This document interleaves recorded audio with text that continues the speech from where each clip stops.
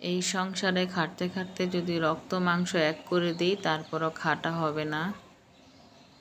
তো আবারও চলে আসলাম নতুন একটা রান্নার ব্লগ নিয়ে। আজকে কি রান্না করব আর কি গল্প করব ওইটাই শেয়ার করব।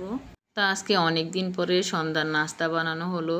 তো আমার মেয়ে আজকে বলেছে আম্মু লুডুস খাবো, তাই আর কি এই যে আয়োজন শুরু করে দিলাম। আপনাদের ভাইয়াও বাসায় আছে, সবাই একসাথে খাবো মজা করে, তাই রান্না শুরু করে দিয়েছি। তো সবাই তো লুডুস রান্না করতে পারে, তো আমিও পারি। আমি আমার মতো রান্না করি, তাই আপনাদেরকে শেয়ার করতেছি। তো আপনারা সবাই জানেন আমার মেয়ে তো পরীক্ষার্থী, এবার পরীক্ষা দিয়েছে, আলহামদুলিল্লাহ ভালো পাশ করেছে, আমরা সবাই খুশি। তো মা হিসাবে আমি এটাই বলবো, নাম্বারটা আমার কাছে বিষয় না, আমার কাছে পাশ করাটাই বিষয়। তো আমি নিজের চোখেই দেখেছি বাচ্চারা কত কষ্ট করে লেখাপড়া করে। এই 2টা বছর যেমন স্কুলে পরীক্ষা দিয়েছে এবং কোচিংয়ে পরীক্ষা দিয়েছে, বাসায় পড়েছে, তারাই বুঝে যে কত কষ্ট করে 5 নম্বরটা উঠাতে হয়। সারা দিন স্কুলে যাওয়া, এই কোচিং সেই কোচিং, সব জায়গায় যাওয়া, আবার ঘরে পড়তে বসা। 2টা বছর বাচ্চাদের উপর যে একটা দখল পড়ে শুধুমাত্র মা বাবাই বুঝবে। এমন এমন সময় হয়েছে যে আমি আমার বাচ্চাকে ভাত না খাইয়ে দিলে খেত না। আমি তো অনেক সময় বলেছি আর পড়তে হবে না, এখন তুমি একটু ঘুমিয়ে যাও, না ও শুনেই নাই।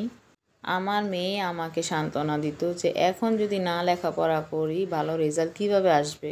আলহামদুলিল্লাহ আমি আমার মেয়েকে পেয়ে গর্বিত যে আমি আমার মেয়েকে নিজের গর্বে নিয়েছি।